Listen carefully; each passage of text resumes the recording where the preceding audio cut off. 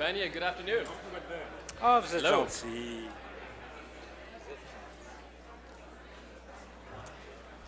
Vanier, hello. Can everyone hear me? Hello. Welcome, bienvenue. Can I get a round of applause for our candidates, please?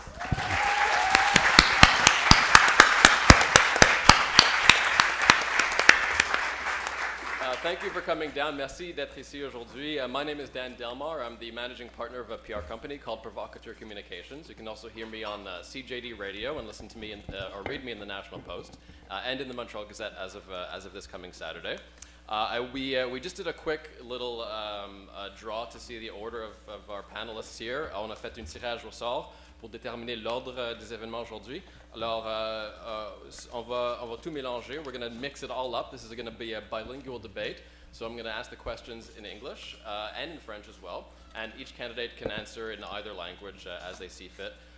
Everyone here comfortable in both languages? Anglais, français? Oui, tout bon? Excellent. Alors, so the way it's going to work is I would ask first that you guys can film anything you want.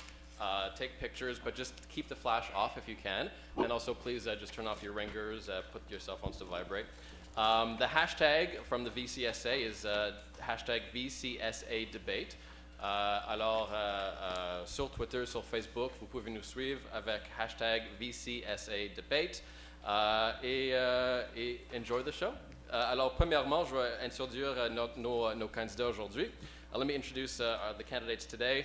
Starting with Jim Hughes from the NDP.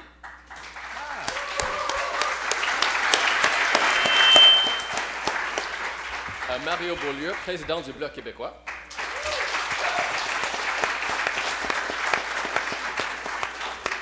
Daniel Green du Parti vert.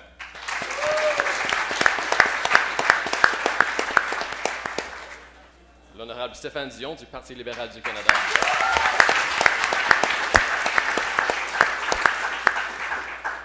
And from the Conservative Party of Canada, Rudy Husney.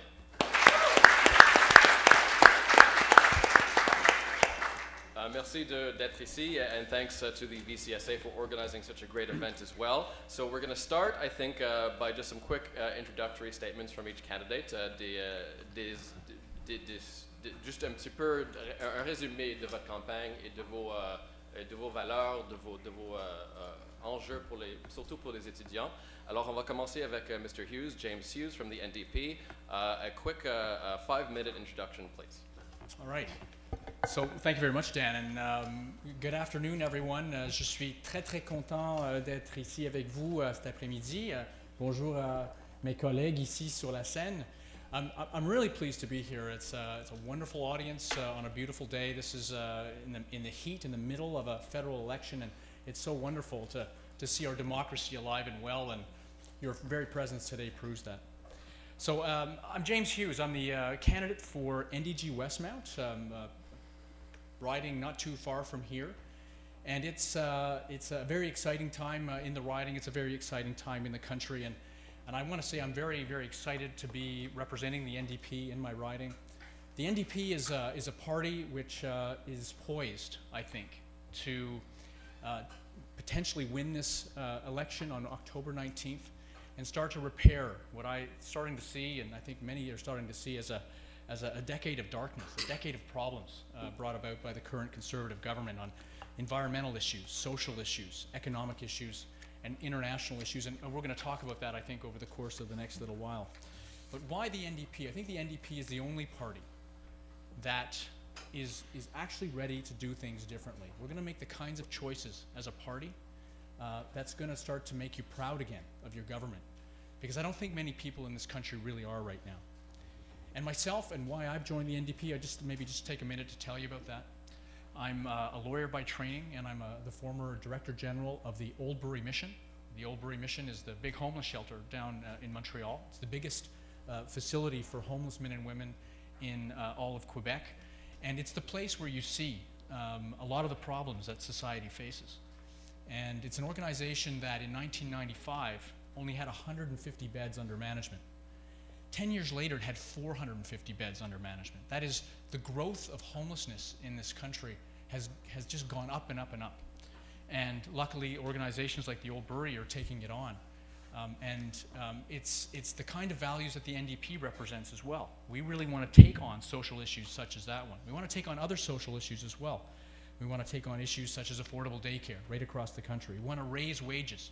A lot of young people here in this audience today, and you're asking yourselves, how am I going to make it? And I think initiatives such as raising minimum wages for the federal government as a model for other employers, I think is a great start. We want to get those up to $15 an hour. Et ensuite, pour la première fois, je pense que vous aimeriez avoir un gouvernement qui respecte l'environnement. We want to be the first government in Canadian history that truly takes the environment seriously. We are the government that can do that. And I'm so excited about the possibility of being part of it. So ultimately, you've got a lot of choices before you. You've got 5 parties here. You've got interesting and important choices to make on October 19th. And we really hope that you consider giving your vote to the NDP. We will, as I say, make you proud once again of your government. Merci beaucoup.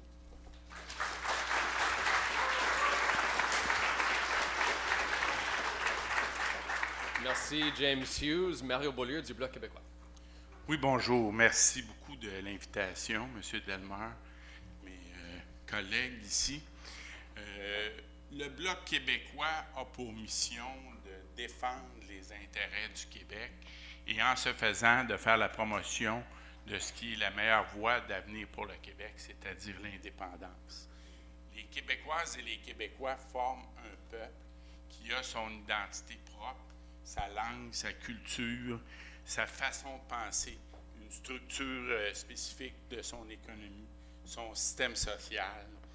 Et l'accès à une culture et à une langue commune est ce qui est le ciment qui permet de rassembler tous les Québécois dans le respect de la culture de la minorité anglophone.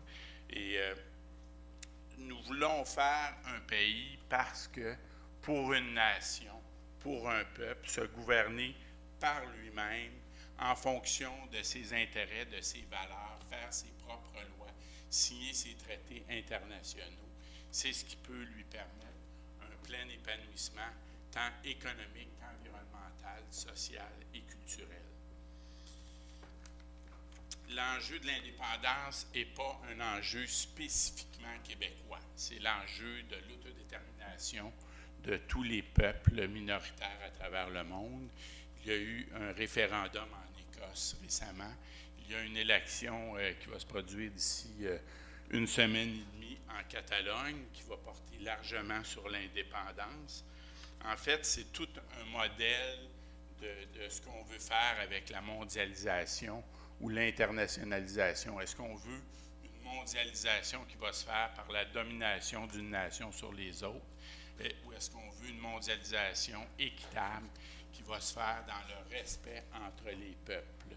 Est-ce qu'on veut une mondialisation qui va se faire par l'uniformisation de toutes les cultures, de toutes les langues nationales, ou une mondialisation qui va se faire en respectant le principe de la diversité culturelle? Le Canada, on n'a rien contre le Canada. Le Canada et le Québec sont 2 entités, 2 nations. Le Canada a des intérêts économiques qui sont différents des intérêts économiques du Québec. L'économie du Canada est fondée lourdement sur le pétrole, sur l'industrie automobile, alors que l'économie québécoise est davantage fondée sur les énergies vertes, les énergies renouvelables, l'économie du savoir, l'industrie forestière. Chaque année, on envoie 45 milliards d'impôts, presque la moitié de nos impôts au gouvernement fédéral, et c'est géré en fonction de priorités qui ne sont pas les nôtres. Le Québec est un des endroits où la richesse est répartie le plus équitablement en Amérique. On est loin d'être parfait, mais on a notre propre modèle québécois, notre modèle social. Et on peut se rappeler, par exemple, lors de la crise financière, il y a eu 13 milliards accordés à l'industrie automobile en Ontario, mais presque 200 fois moins accordés à l'industrie forestière au Québec. Alors, le Bloc québécois, on agit, on fait pression sur le gouvernement fédéral pour que les 45 milliards d'impôts qu'on envoie à Ottawa soient utilisés le plus possible en fonction de nos intérêts. Par exemple, en investissant dans l'économie du savoir, en investissant dans les énergies renouvelables, dans les transports en commun, dans l'électrification des transports. Donc, en investissant dans la recherche universitaire, on va avoir amplement le temps de faire le tour de l'ensemble des secteurs. Moi, je suis un éducateur dans un centre jeunesse de formation et je suis non pas un politicien de carrière, mais un militant pour le bien commun, que je veux être au service des citoyens. Et je pense que l'indépendance du Québec, c'est la meilleure solution pour le Québec et pour le Canada. Merci.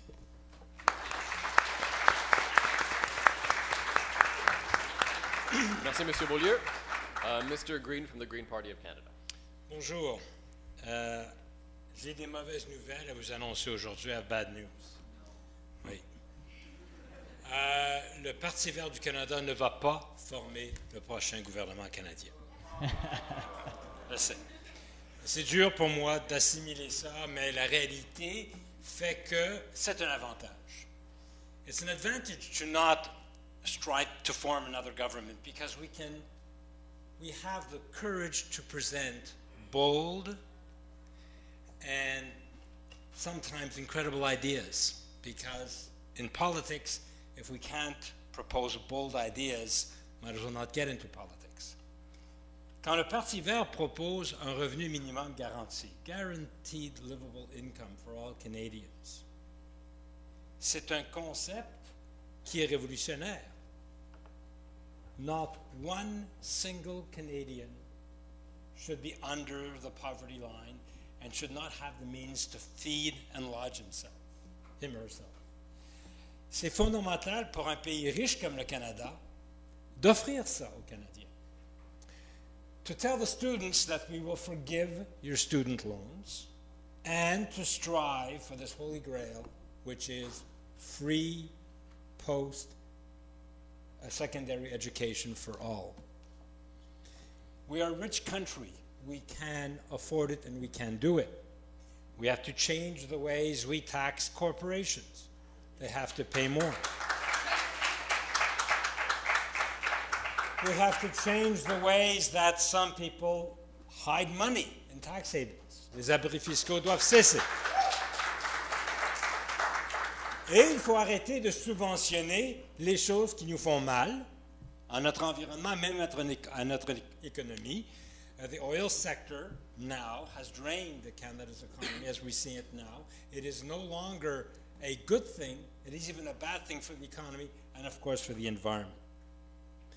J'ai toujours été un militant, quelqu'un qui s'est battu pour le droit commun. J'étais ce militant dans la rivière Chaudière à côté de Mégantic après le déversement. You have no idea what 5 million liters of Western oil on the ground can do to a community. Besides having killed more than 40 people, it devastated the Mégantic economy. You ask the question, what can oil do for you? Ask the question to the people of Mégantic. Oil had ruined their economy and ruined their social structure. Mégantic est l'ombre du village qu'il était à cause du pétrole de l'Ouest. Le Parti vert du Canada s'oppose à tous les pipelines qui passent par le Québec. Ce n'est pas du pétrole pour nos usages. This is petroleum for exports. We take all the risks. We have no benefits. The Green Party of Canada is the only federal party, besides the Bloc, to oppose the pipelines going through Quebec. We are also opposing dangerous trains going through my riding. Ville-Marie Sud-Ouest, Île des Sœurs, we have these 60, 70, sometimes 100-car trains full of oil going through Saint-Henri, Pointe-Saint-Charles. This is another Mégantic waiting to happen, and this has to stop. We believe that the Green Party now is offering, in this election, social, environmental, and social justice change. Votez vert. On est le parti de l'avenir. On est le parti de nos enfants et de nos petits-enfants. Merci.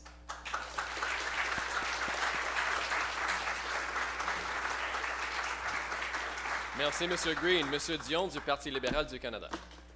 Merci, Monsieur Delmar. Can you just show me when I'm about 4 minutes, and then I will try to plan my conclusion. Mesdames et messieurs, it's a great pleasure to be with you in our Vanier College. I want to welcome in Saint Laurent all my fellow debaters, James Hughes from the NDP, Monsieur Beaulieu du Bloc, Daniel Green, le bien nommé Daniel Green du Parti Vert. Daniel, you said that it's an advantage to not having the likelihood to win the election and to be the government. I will not dispute this advantage to you. It's not something I will debate with you. I would like to highlight especially the presence with us of Rudy Hoshny, because it's so difficult to have a conservative willing to debate with us anywhere in Canada that we must applaud him.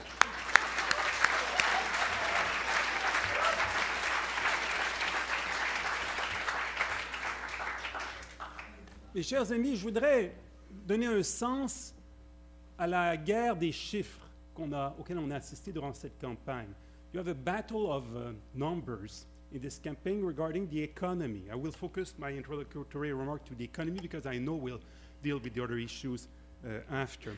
The battle of words is that our conservative friends will come with numbers about job creations, and it looks big. But the structural problem is that under Harper Watch, job creation grows less than the labor force. That's the problem, especially for the youth. So we have a structural problem. Never jobs growth have been so low than under Harper, lower than any other prime minister since Confederation, lower than the average of the OECD and many then developed countries. The same for economic growth. It's real low. And there are three explanations to that. The first one is that the government is far too ideological to be competent regarding the economy. When you have a government ready to get rid of StatScan, to muzzle the scientists, to decrease R&D in comparison with the GDP of Canada, of course not. You don't have a government that is competent. Mr. Harper may pretend he's a no-nonsense politician, strong, facing the economy. It's not true. He is unable to deliver as Chrétien or Martin has been able to. And I will have all the numbers to show it during the debate. So that's the first problem. The second problem we have is that our investment in infrastructure is far too low in Canada. We have a deficit of infrastructure. This government, in order to show a surplus this year, decreased by 85% the spending in their main infrastructure program. And that's something we need to correct in order to speed up the economy at a time of recession, but also because there are needs there. And if it means for the couple of years a deficit, I'm ready to debate this issue with you today, with my colleagues. If they want to hammer the fact that we liberals say we need to have a small deficit in order to invest massively in infrastructure. And the third problem we have is that Canada is not as equalitarian as it used to be. The gap between the rich and the poor is growing. Et cet écart, il faut y faire face, car the IMF has shown that the more the gap between the rich and the poor is big, the more it's difficult to have economic growth. When the 1% is increasing its share of the economy, the years after, the whole economy is shrinking. When it is the middle class or low income that are increasing their share of the economy, the whole economy for everyone, including the rich people, is growing. So it's the plan Justin Trudeau has to ask for the 1 minute, okay, to ask for the 1% of the top earners to participate a bit more and to lower the tax for the middle class. And to come, on va arriver avec un revenu minimum garanti pour les familles ou l'équivalent, M. Green. Ce n'est pas tout ce que vous voulez, mais c'est de loin beaucoup plus que ce que le NPD va faire à partir de l'allocation canadienne aux enfants, de Canada Child Benefit, qui va être extrêmement substantiel. On n'a pas assez dit cela. Pour une famille qui gagne 45 000 $ avec 2 enfants, ça veut dire 3 600 $ de plus que ce que M. Harper peut donner ou que M. Mulcair peut donner. On va avoir une allocation canadienne aux enfants qui va être puissante pour relancer l'économie et pour créer plus de justice sociale dans notre pays. De loin, le meilleur plan, c'est le plan libéral, et je vais le prouver aujourd'hui. Merci.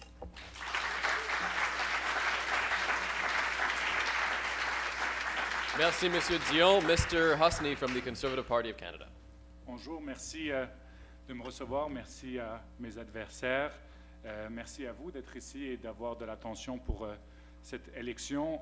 On dit souvent des fois que les jeunes ne sont pas impliqués en politique. On peut voir aujourd'hui que ce n'est pas le cas. Sur une autre note, je regrette qu'un de vos anciens collègues, one of your former students, Thomas Mulcair, didn't came to this debate. Initially, he was supposed to come. I guess it would have been a very good prep for him today in preparation for tomorrow's leaders' debate. But obviously, I welcome my NDP opponent on his behalf. So my friends and family say, why are you running? And especially that I'm running in Outremont against Thomas Mulcair. It's actually my second time that I'm running in Outremont. I do it, and all of us, all candidates, we do it because we have beliefs, because we have a goal, because we have a vision for our country. I'm trained as an accountant. I have worked with small businesses. I've worked with entrepreneurs. I know the challenges when you're in a company about attracting initial capital, being able to export your product or export your ideas. And I know the impact that a government has on businesses when it comes to red tape, bureaucracy, and obviously taxes. I've worked also with large corporations, and I know how it's difficult because Canada is acting on the world stage to attract job-creating investment in our country, and we have to compete to make sure that we attract investment in Canada because they are the ones who are creating the jobs. So you're wondering, why am I telling you this? Because I'm sure that the first thing that's going to be on your mind, and it's already on your mind, when you graduate and after college or university, is to look for a job and to kick off your career. And this election is going to have an impact on your job because either you choose to work for a small business or maybe start your own business or work for a larger corporation, there's going to be an impact. We, the Conservative, what we have done is that we have lowered taxes for everyone. We have made Canada more competitive to make sure that we attract the job creating investment in Canada, and we have reduced red tape for corporations. The fact of the matter is that Bloomberg has said that Canada is actually the best place in the world after Hong Kong to start and operate a business. And those are the facts that helps us create jobs. But the problem is that our opponents have different views. They want either higher taxes, and the impact is that how is your employer going to be able to offer you a job if he's going to have more taxes to pay? This is the problem. But you also future generation of taxpayers. And us, what we believe at the Conservative Party is that you, as taxpayers, can actually spend better the hard work, the salary that you have been collecting from your hard work, and not government and bureaucrat and civil servants in Ottawa instead of you, because you're the one who worked for it, and you should be the one spending it. So this is the real question. I'm sure that during the debate, we'll hear a lot of different numbers that are going to be thrown at you. So, because obviously our opponents are trying to downplay our accomplishment. But let me tell you some of the accomplishment, and those are the facts, is that Canada has ran a surplus of close to $2 billion since the news was released on Monday. And this is a result of our disciplined economic fiscal management. We have achieved a balanced budget 1 full year ahead of schedule. The government also, for the first 3 months of the year, is on a surplus of $5 billion, which it means that we are on track. We have the best, when it comes to creating jobs, the best track record with more than 1.3 million jobs created. And obviously, and it was again released by the numbers, we have increased funding and support for veterans, for Aboriginals, for seniors, and infrastructure. We have the largest infrastructure plan in Canada history, which is going to spend more than $80 billion in the next 10 years. But the difference between us and the Liberal is that our plan will not revert back to a deficit. Our $80 billion infrastructure that are going to be invested in Montreal is not going to bring us back to a deficit. Mr. Huston. And just to conclude, I'm going to tell you, and I'm sure you've heard it many times, is that as you vote, remember that there's no better country right now to start a business, to create jobs, and Canada is the most admired country in the world right now, and that is what is the image of Canada. Thank you very much. Thank you, Mr. Husney. Let's give them all a round of applause and applaudissements pour nos candidats, s'il vous plaît. So far so good. Tout le monde comprend. Everyone's following well.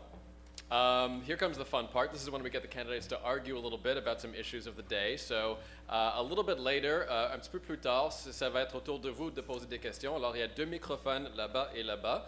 Alors à la fin du spectacle, on va avoir des questions pour vous, de vous.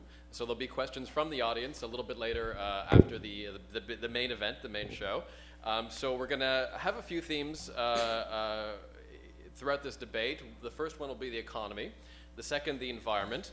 We'll have international affairs, and as well, we will have Aboriginal affairs. So those are the main themes that we're going to hit this afternoon. Alors, on va parler de l'environnement, des affaires autochtones, des affaires internationaux et l'économie aussi dans quelques minutes. But first, I think what we'll do is we'll ask a couple of icebreaker questions. Alors, juste pour briser la glace, pour commencer le débat.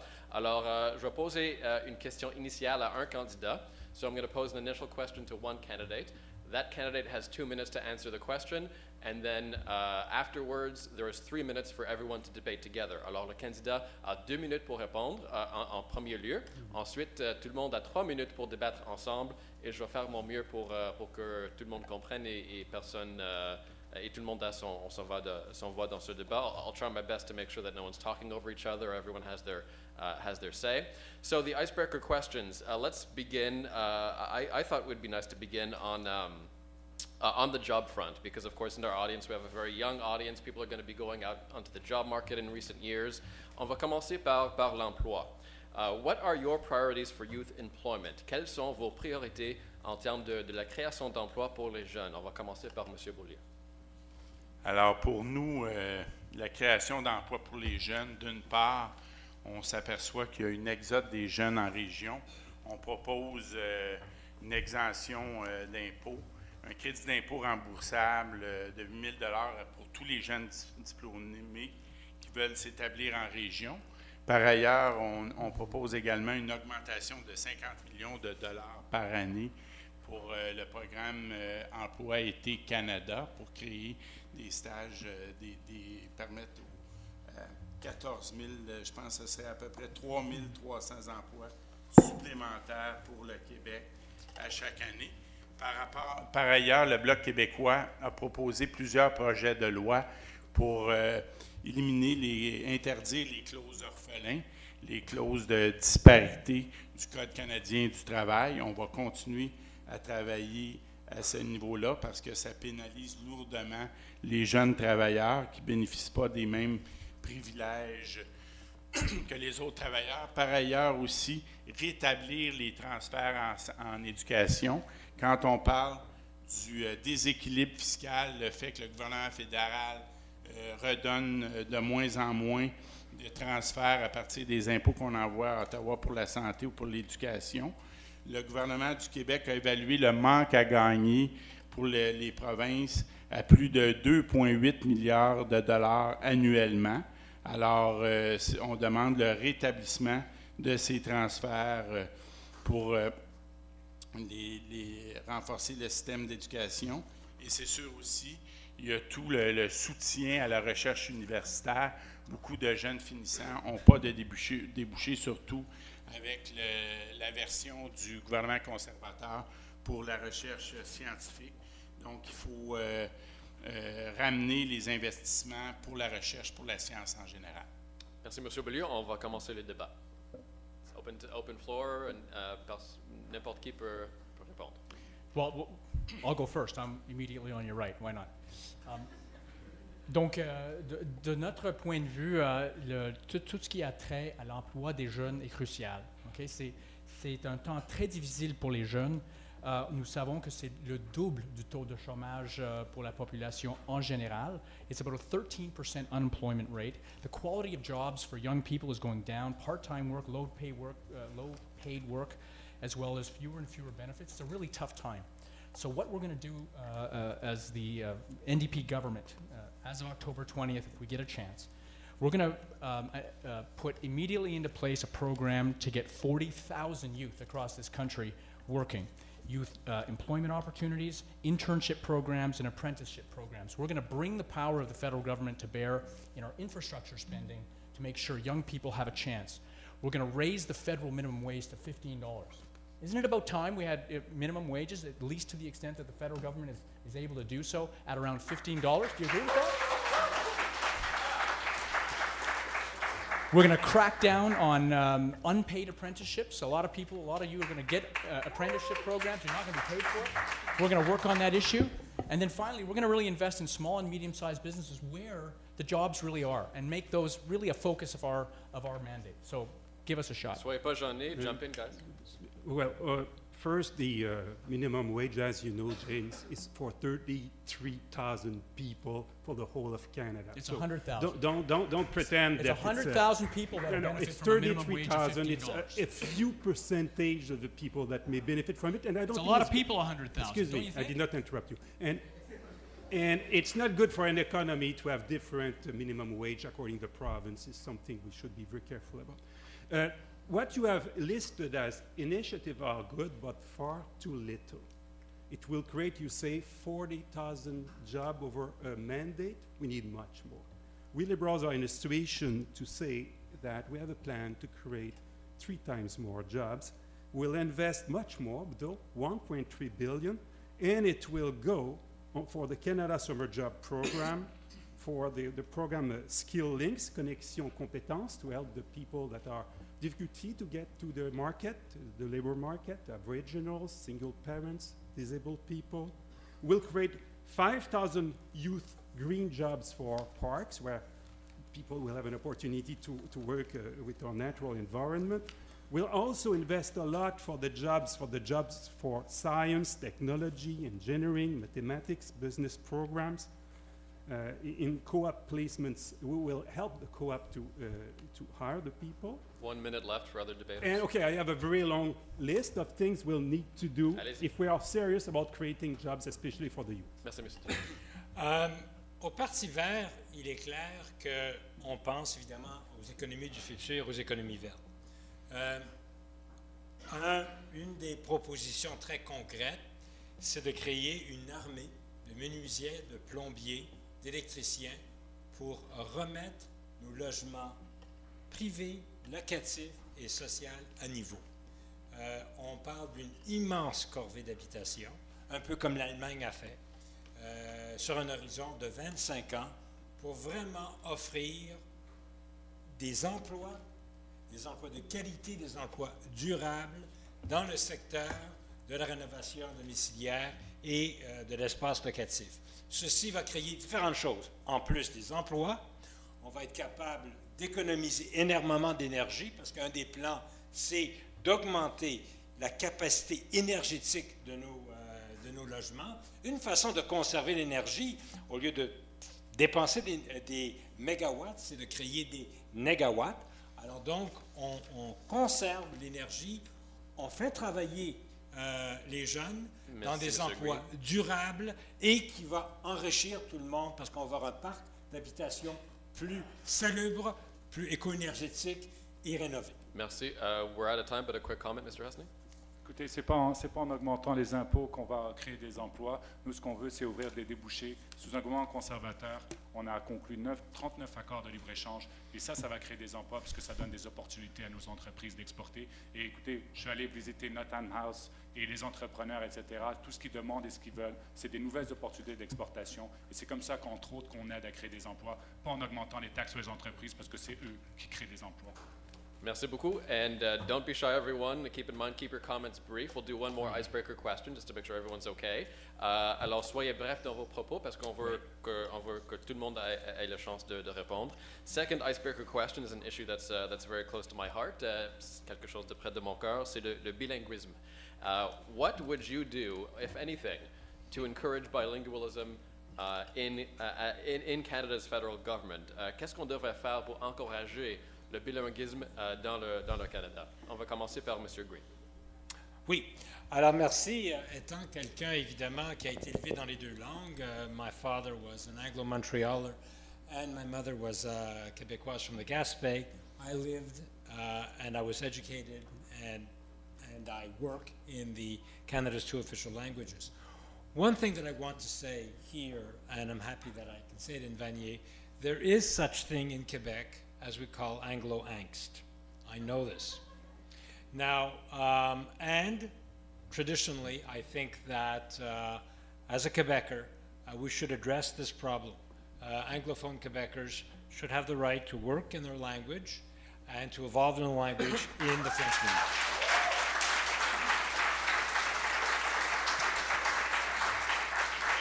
This being done also with the protection of le frais français au Québec. Le français au Québec, on est entouré évidemment d'anglophones, le petit village gallois entouré de tous les Romains anglophones. Alors c'est important évidemment de préserver le fait français, mais pas au détriment évidemment du fait anglophone, entre autres de Montréal. Merci. Et le débat, so time for a debate. Anyone can jump in. Okay. Monsieur Beaulieu. C'est sûr que moi, je dirais, au niveau des institutions fédérales dans le reste du Canada, ce qu'on voit, c'est que le bilinguisme institutionnel, ça ne fonctionne pas. Partout à travers le monde où il y a des systèmes politiques fondés sur le bilinguisme institutionnel, ça aboutit toujours à l'assimilation des langues minoritaires. Et c'est ce qu'on voit dans le reste du Canada, où il y a eu des lois dans toutes les provinces qui interdisaient complètement le français pendant des années. Et par la suite, ça a été une politique de bilinguisme institutionnel et le taux d'assimilation, c'est-à-dire les francophones hors Québec qui changent de langue parlée à la maison pour l'anglais, il est presque 50%, ça augmente à chaque année. Il reste seulement 2,5% de francophones de langue d'usage à la maison.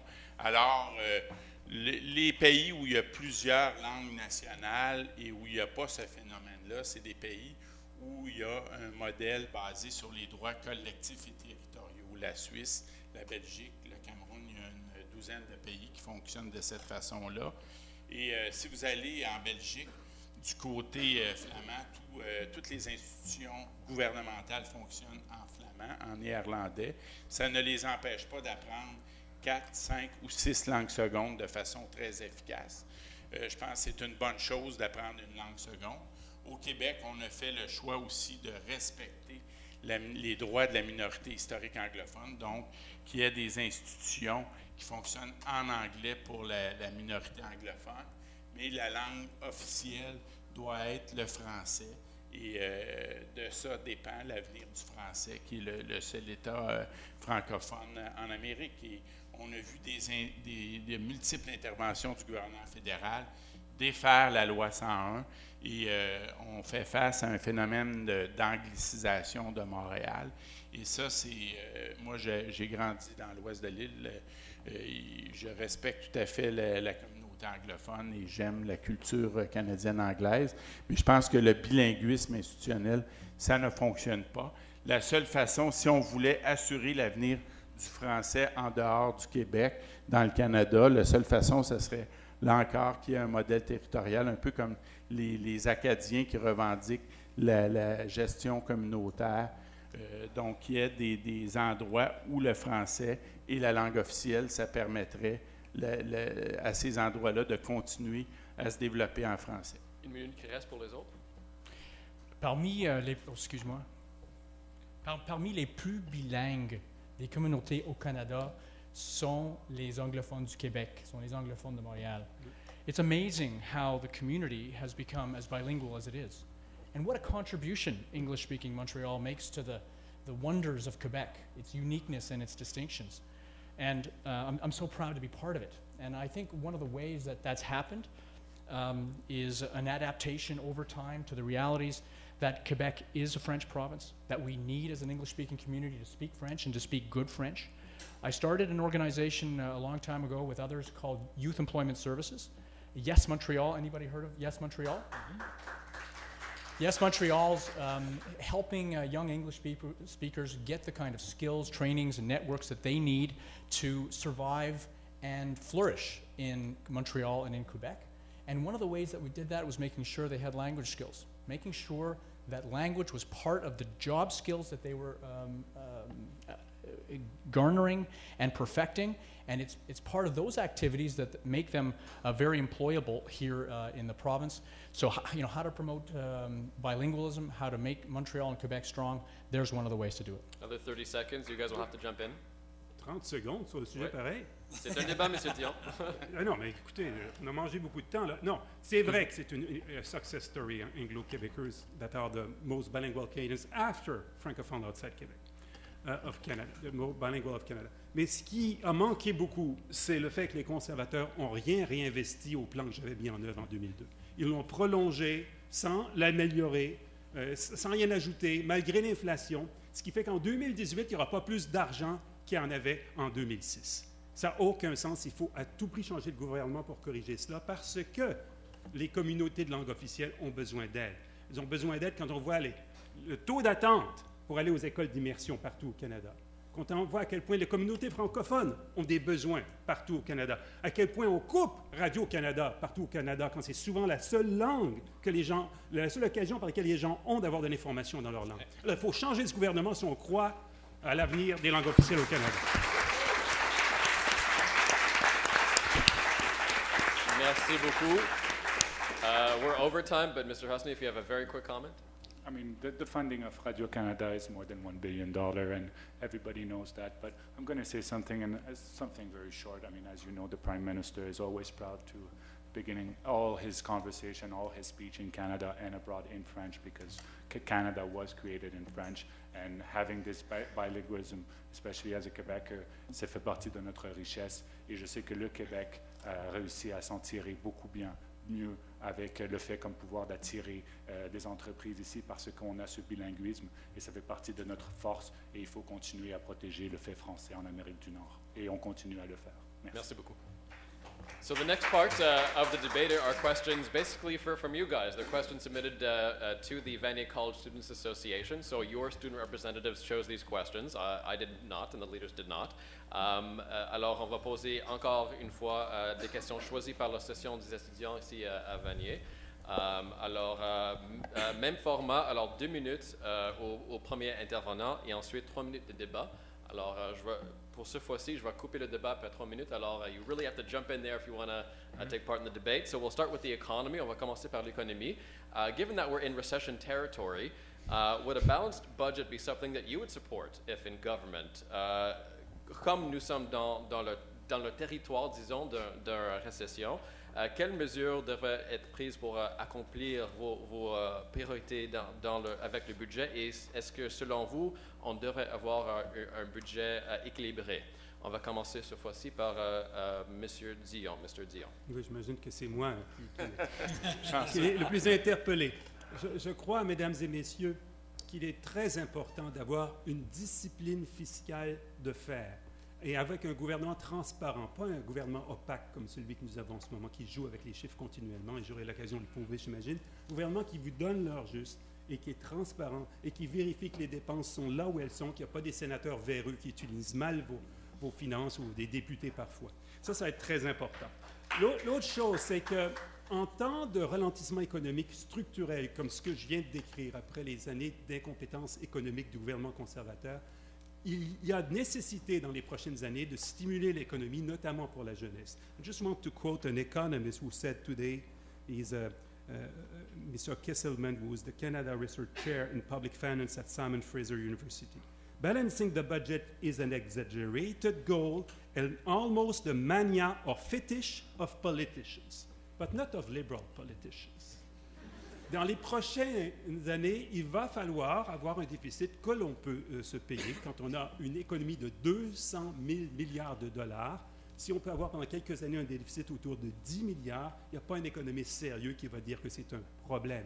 Si on investit bien, comme on va le faire dans les infrastructures et dans les politiques essentielles pour les Canadiens, notamment la formation des jeunes, on va avoir un investissement qui va créer de la richesse. Je rappelle que s'il y a un déficit très important au Canada, a huge deficit in Canada is the deficit in infrastructure.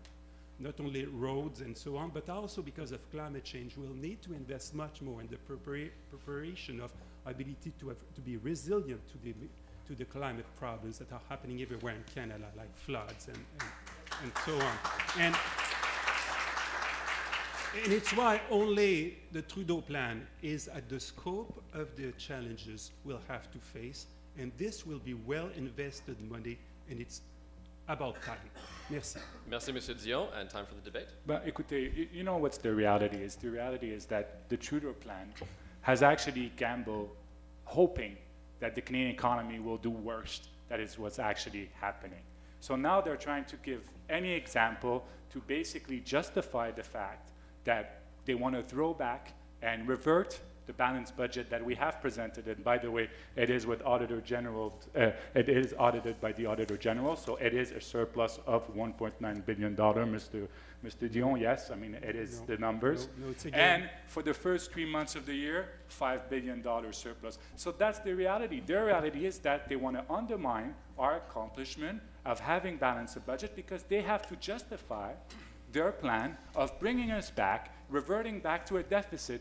And what we have done is that we have already an infrastructure plan of, as I say, $80 billion in the next 10 years. What they want to do, and this is the one we can afford, what they want to do is spend more and to bring us back in deficit. We don't believe, because at the end of the day, a deficit is going to be future tax. Who's going to pay the future tax? It's going to be you. We don't believe that this is the way forward.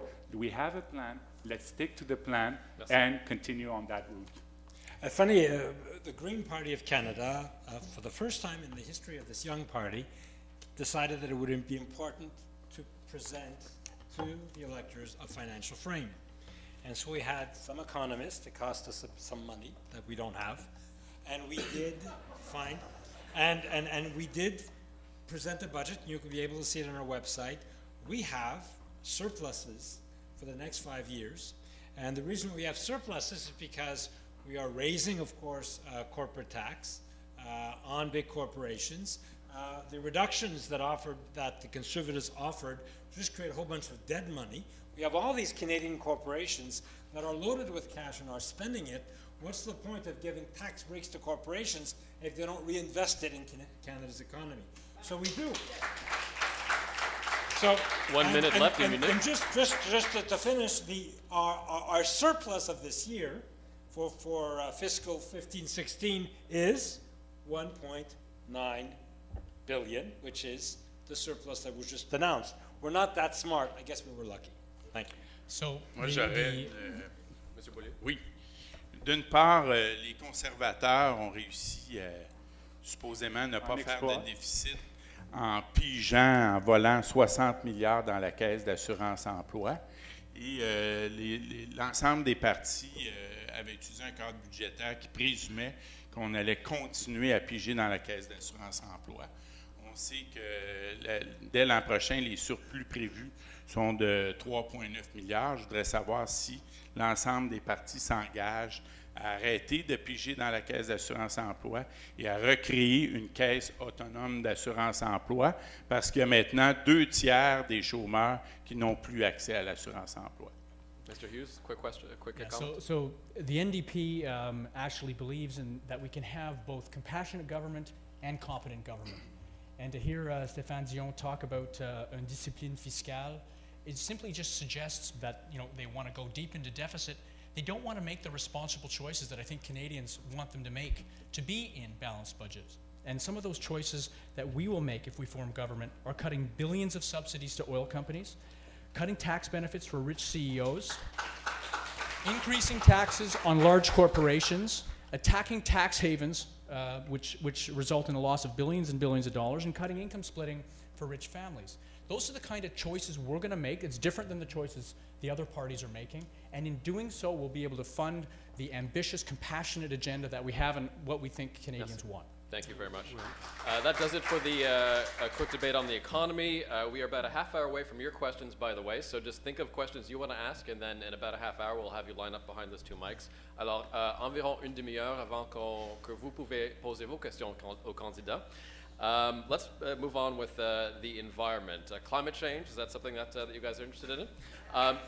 I think so. So I think it's fair to say that that most people in the audience will be feeling the effects of climate change a lot more than the people on our stage right now. Alors, je pense que c'est assez évident que nos étudiants aujourd'hui vont avoir à faire plus de défis, faire face à plus de défis dans le futur concernant les changements climatiques. So how far will you go to fight climate change?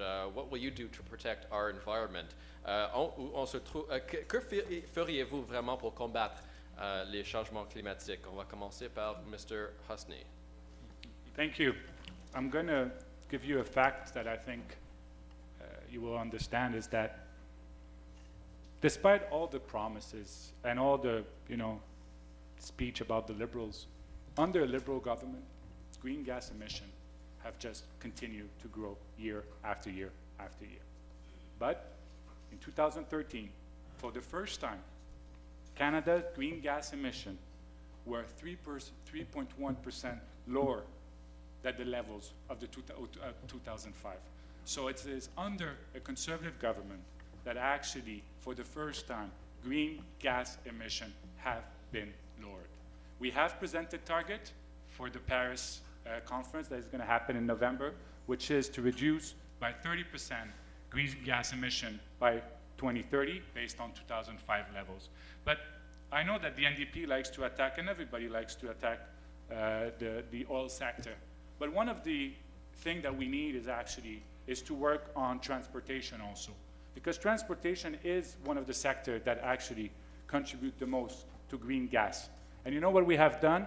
We have worked with the United States to make sure that we align the emission, for example, of cars and trucks and other vehicles. And we're going to continue to do that. We've also acted because electricity, the generation of electricity, is one of also the biggest contributor of green gas. And what we have done, we have made sure that we've acted when it comes to a coal fire. So our approach is an approach that is balanced, because what is happening right now is it's either the economy or the environment. You can do both. Because the NDP, what it's trying to do is basically saying, you know what, let's just shut off our oil sands. But our oil sands is this Canadian economy. We cannot just say, okay, we'll just leave our oil in the ground, because it is one of our resources, but we have to do it in a way that respects and protects the environment. And how we're doing it? By make sure that we invest in technology, and as everything will know, and I'll finish on that, when it comes to the oil sands, the reduction of green gas has been lowered by more than 20% when it comes to the production. So the oil sands and companies are actually investing in green technology to make sure that we lower the footprint of green gas in Canada. Clearly, I hope nobody believes a word that the Conservatives have said.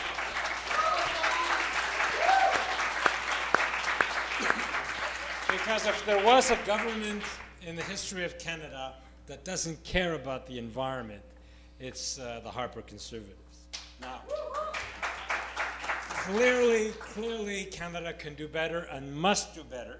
We'll be going to Paris. Monsieur Dion was a climate change champion, and just to show you across party lines, Stéphane Dion was right in 2008, and he's right today. We have to do something. We have to rejoin the Kyoto Club. We have to be the best world delegation in Paris.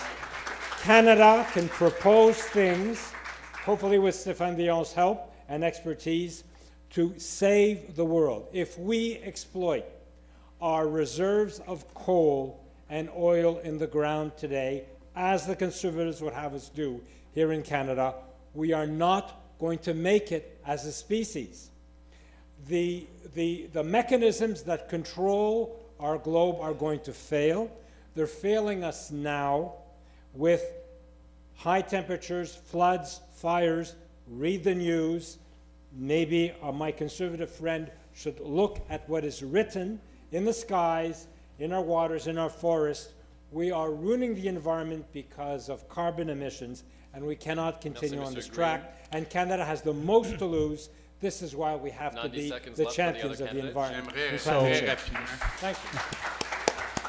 So just to Très rapidement. agree with Daniel Green, I think Monsieur you got to go Hughes. first la dernière fois. Peut-être je peux aller. Monsieur Hughes, Allez-y. Une question. Rapido, you know, I agree with so much that Daniel Green has just said. The Conservative government of Canada has lost moral authority to speak on this issue. They really don't. We are the laughingstock of the world when it comes to the environment, and we can do better. We will do better. Thomas Mulcair is a former environment minister here. He's a respected expert in the area of the environment. He's the person you want as your prime minister if environment is your issue. And we, as an NDP government, will go to Paris. We will rejoin the family of nations in the agreement that will set the kind of targets that we need to set to make sure our carbon footprint goes down and goes down quickly. In fact, our targets are even more ambitious than the Green Party, according to Environmental Defense, an organization here in Quebec. And we'll take the environment so seriously that we'll be shooting up to a position of leadership finally in this world. Des commentaires très brefs, Monsieur Beaulieu. Ensuite, Monsieur Dion.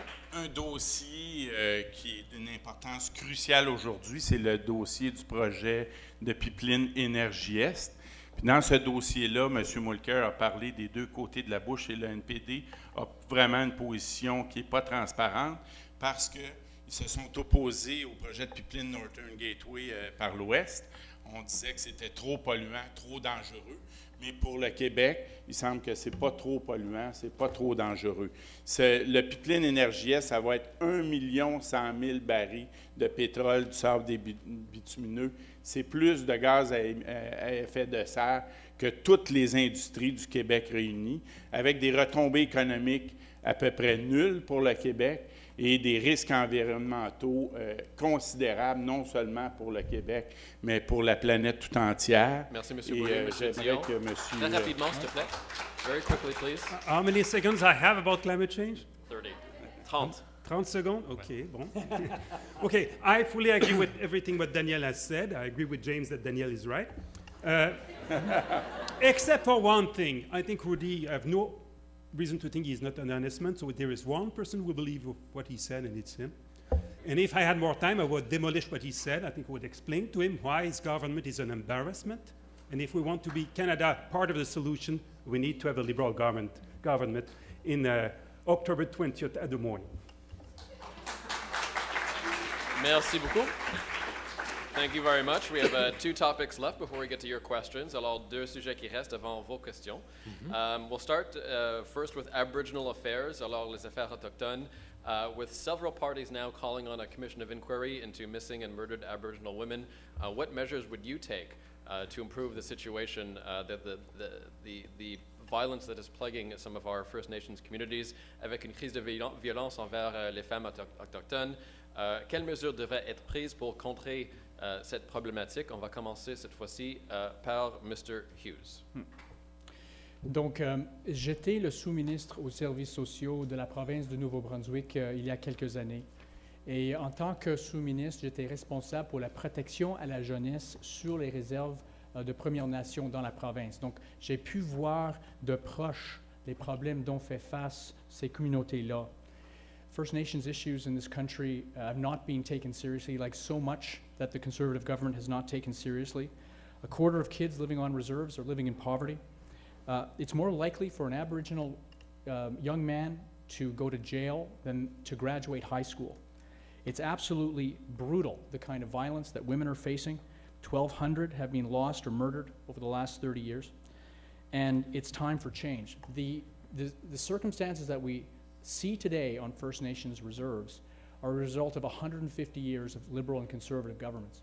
If folks in this audience want to change when it comes to our relationship with First Nations, you'll choose an NDP government, because we will choose to actually sincerely have a relationship of nation to nation. We will implement, after extensive engagement and discussion, the recommendations of the Truth and Reconciliation Commission. We will establish within 90 days of taking government a commission of inquiry when it comes to lost and murdered women. and we will improve infrastructure. And we will improve infrastructure on First Nations reserves, which we know are so terrible in general. So our position is to really go at this one as a priority. It's a personal priority to me, and I do hope we get a chance to take it on. Yes. Merci, Monsieur Hughes, and time for the debate. The Green Party of Canada, of course, believes that we have to have a Royal Commission of Inquiry following the recommendations. There is a dirty little secret that we all share as Canadians, is how we have treated First Nations, Métis, and Inuit in this country. I see it every day in the riding I am running. On the Rose de Lima Street, Square Cabot, you see Inuit homelessness, people that are on drugs, that have been drinking. They are refugees in their own land. They descend from the north. They descend from the northern Quebec because housing. They live 14 people in houses in Kuujjuaq and in Payne Bay. It is shameful the way we have mistreated the Inuit in Quebec's north. This is why the Greens are proposing, as other parties are doing also, a massive investment in building safe lodging, safe houses for the Inuit in the north. If they're well lodged in the north, in their community, they will not come south because they'll be happy up north, because in the south we cannot help them. They're too far away from their community. We try to help them. I know that in Brewery Mission and other homeless shelters, the First Nation clientele is rising in downtown Montreal, so we have to do something, and the Green Party is committed in doing something to help our First Nations. Merci, Inuit Monsieur and Métis. Green. Thank you. I fully agree with what James and Daniel said, but what James is proposing is far too little.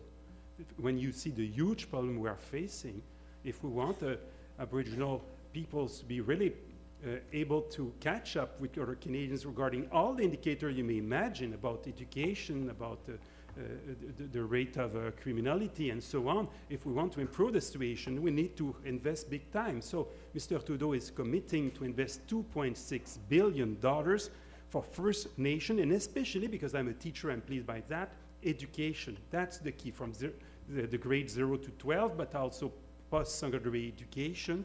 Infrastructure, if you don't have good schools, you cannot learn, and housing. So we'll invest in that, in the Aboriginal skills and employment training, and a safe drinking water. That's awful, the situation. Housing, infrastructure, health, mental health care, community safety and policing, and of course we'll have the public inquiry, we'll have the Truth to Reconciliation Commission, all of this. But this investment is key for the future of Canada. Monsieur Beaulieu. Alors, le Bloc québécois a travaillé beaucoup avec les Premières Nations.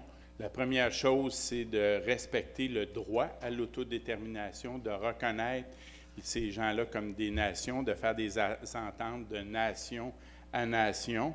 Il faut donner suite rapidement au rapport de la Commission sur de vérité et réconciliation déposé en juin 2015, signer la Déclaration des droits des peuples autochtones des Nations unies, qui est déjà fait, agir et investir en éducation de concert avec les communautés autochtones. 30 secondes for the other candidates. One thing that Prime Minister Harper did, that Jean Chrétien and the Liberal government did do, is to make sincere apologies on behalf of the government of Canada for action taken in the past, and that's just what we have done. When it comes to the missing and murdered Aboriginal women, the real and the solution is to actually bring those people that are doing those acts to justice, and our government has put the victims at the center of our justice reforms, and this is the real way, and the only way is to make sure that those who are doing this are brought to justice. Merci beaucoup. Thank you. Finally, we're going to get on to international affairs now, les affaires internationaux. So that means it's time perhaps for you to line up behind the microphones there if you have a question. Ideally, think about your questions. Hang on, guys. Quietly, slowly. We're only going to have time for maybe 8 or so. So try to think of questions that haven't come up so far in the debate. Alors, pensez à des questions, des sujets qu'on n'a pas pu aborder. And try to keep your comments brief, polite, and no swearing, please. All right, so if I could just, we're going to wrap up our last debate topic here on international affairs. Alors, notre dernier débat sur les affaires mondiaux. As we know, there's a refugee crisis affecting millions of Syrians right now, and this has made the news a lot here in this country. Scores are losing their lives, fleeing a war-torn country and hoping for a stable environment elsewhere. Des millions en série tués ou déplacés. Que devrait faire le Canada pour aider les réfugiés? What would your government do to help ease this humanitarian disaster? We'll begin with Monsieur Beaulieu. Alors, au Bloc québécois, on considère qu'il faut agir très rapidement, même comme on l'a fait dans le passé dans la situation du Kosovo. On pourrait certainement accueillir 10 000 réfugiés très rapidement, travailler en collaboration avec Immigration Canada, l'armée et l'ensemble des intervenants. Ça s'est déjà fait dans le passé. On peut le faire encore une fois. On considère que la politique canadienne, malheureusement, la politique internationale, est devenue on est devenu un pays militariste. Il faut s'orienter sur le multilatéralisme, sur des positions porteuses de paix. Dans le cas de l'État islamique, on considère que nos actions doivent se fonder sur l'aide humanitaire. On n'exclut pas non plus qu'il y ait des frappes aériennes parce que l'aide humanitaire, dans un contexte comme ça peut difficilement être réalisable. Donc, il faut agir, mais il faut avoir des positions équilibrées, axées sur le multilatéralisme. Il faut reconnaître aussi, dans tout le conflit israélo-palestinien, autant on reconnaît l'État d'Israël, autant où on reconnaît aussi le droit à l'autodétermination du peuple palestinien. Et lorsqu'il y a eu une manifestation Solidarité Québec-Gaza, je pense que j'ai été le seul représentant des partis politiques. Je pense qu'il faut revenir à une politique beaucoup plus équilibrée et des crimes humanitaires sont inacceptables, peu importe qui les fait. Merci. And the debate, le débat. Ben, écoutez, the situation is as follows, and I think that I'm happy to see, by the way, that the Bloc position has changed because initially they were against military intervention. But what is happening right now is that there's a fire. But what the opposition are proposing is only to send an ambulance. Us, the Conservative Party, what we are proposing is actually to send an ambulance, but also firefighters. And that's what we're doing, because we're acting on 3 axes, which is, yes, we're welcoming refugees, and we've already made our commitment when it comes to the number of refugees, and we announced it before this whole crisis, 10,000 and 10,000 more. And yes, we have already announced more than $500 million for support for refugees, and just this week, Prime Minister Harper announced an extra $100 when it comes to matching. But we have to go to the roots of the problem, because why are those people leaving their country? They're not doing it because they want to. They're doing it because there's a war, and we have to make sure that our forces, with the coalition, with Britain, with the United States, that we go to the root of the problem, which is to fight the so-called Islamic State. And that's not what the Liberals want to do, and that's not what the NDP is going to do. So that's the real approach. There's a fire, don't just send an ambulance. Make sure that you also send firefighters. That's what we're doing at the Conservative Party. The problem is that you're not sending an ambulance. You're not even sending a paramedic. The analogy doesn't hold. This is not a problem that started overnight, folks. This did not just happen over the last 2 weeks. This has been going on for years and years. We're now up to 4 million refugees and displaced people from Syria. And you know how many people have actually been brought into Canada over that period of time? 2,000. 2,000. Because they do not take this seriously. We have to take the Syrian refugee crisis seriously as a crisis, and we have to focus on it in the way we have focused on humanitarian crises in the past. Yeah, but why don't you want to send One troops? example here is the Kosovo. Another example was the Vietnamese Boat people when we brought in tens and tens of thousands. So the NDP will bring in 10,000 within the next 2 months of forming a government, 36,000 within the years that follow, supporting the countries at the borders where millions of Syrians are flowing in, and actually take our place in the family of nations as a serious partner in peace in the area. That's what the NDP will do. There used to be a time where Canada would send planes not to bomb, but to save. We're doing both. And we should know we're not doing both at all. We're not doing enough. And I invite the audience to go to Immigration Canada and try to sponsor a refugee. Good luck. Even if you want to, even if you have the money, good luck. Monsieur Dion, quick Yes, comment. the point of view of the Liberals is that we are in a situation in Canada to welcome 20,000 refugees between now and the end of the year. General Ellier said 50,000 was doable. Canada is able to do it while not compromising for security. We have not the same position than the NDP. The NDP seems to be against any military intervention. We think that to be effective in the coalition, Canada have other strengths than the one the Conservatives use. We are providing for the coalition about 2% of the airstrikes for a lot of hundreds of millions of dollars. With this investment, I think Canada may be much more effective for training, humanitarian aid. No, we need to be part of the coalition, but to be optimal in it. And there is something, as member of Saint Laurent, I want to say. A key point here to succeed is to help big time, and Canada is a great situation to do it, Lebanon and Jordan, but especially Lebanon, to not collapse. Because if these countries collapse, it will be hugely bad for the whole world. And the pressure on Lebanon is incredibly difficult today. And other Liberals, we had very strong links with this country, and it's something we will need to focus as a priority. Merci, Monsieur Dion. Thank you. That completes the VCSA's portion of the debate, and now it's your turn. So we're going to go. Maybe let's start on the left side. So again, please keep your comments, your questions really brief. Address your question to a candidate in specific. So the candidate will have 2 minutes to respond to the question, and then we'll do 2 minutes of a debate following that question. Alors, posez vos questions soit en anglais ou en français à un candidat quiconque, et le candidat a 2 minutes pour répondre, et ensuite on va procéder à un débat pour 2 minutes. Alors, des questions idéalement sur les sujets qu'on n'a pas pu aborder jusqu'à maintenant. Alors, ideally questions, again, brief, on issues that we haven't really tackled. So let's start here. Right. Maybe with just your quick, your name, perhaps what you study, and who you'd like to speak your yes, I'm James Hanna, and I'd like to, I guess, it'd be more effective right now to pose my question to our resident Red Tory.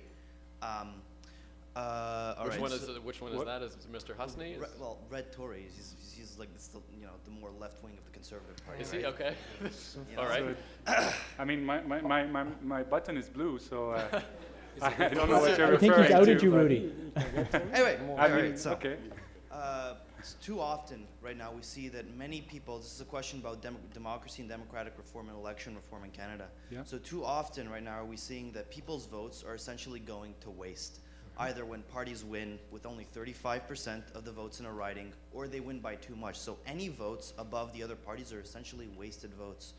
All right, and in Parliament, we see a gradual shift towards stronger and stronger party discipline and less independence for MPs.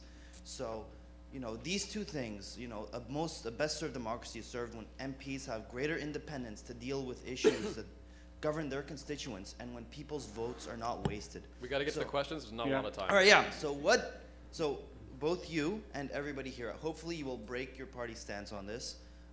What will you do to ensure that both people's votes don't go to waste and that MPs have greater independence to serve their constituents more faithfully? Mr. Husney? Just so you know, I worked in Ottawa for 4 years for the Minister of International Trade, so I was in the House of Commons a lot of times, and I'm telling you because it's a fact and I've seen it, 100%, and it's close to 100%, I think it's 99.9%, of all votes of the NDP has always been the same party line.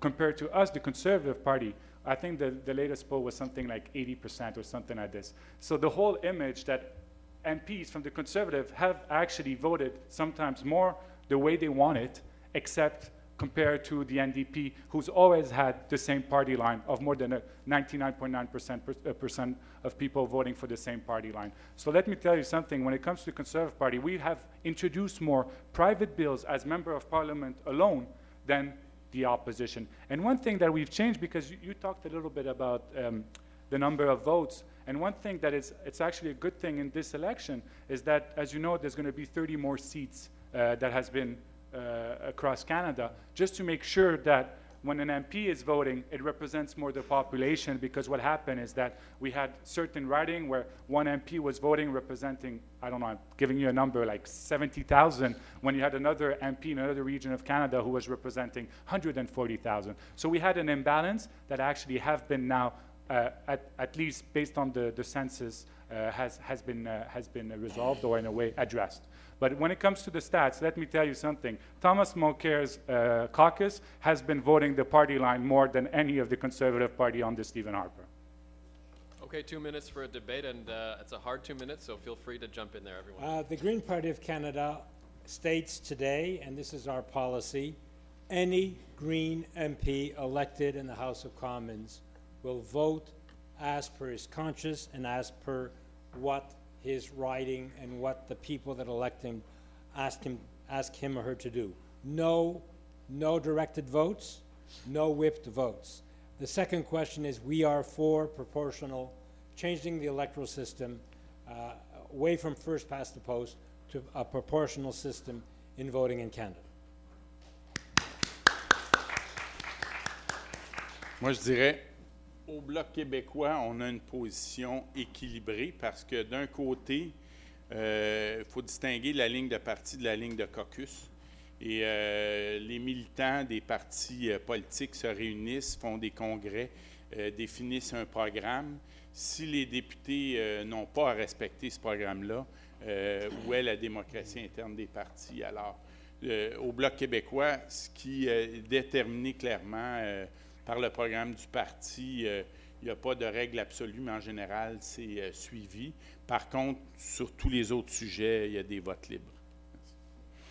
So at the NDP, we are in favor of proportional representation. We hope this will be the last unfair election in Canadian history.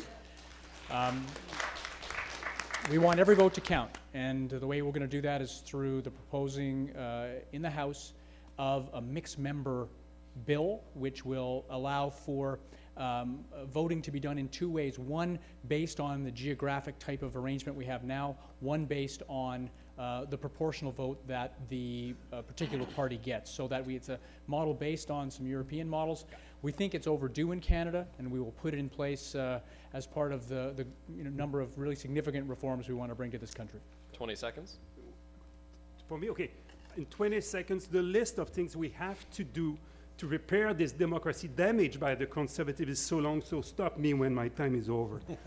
Yes, the electoral system. Yes, to allow MPs to be free of the PMO.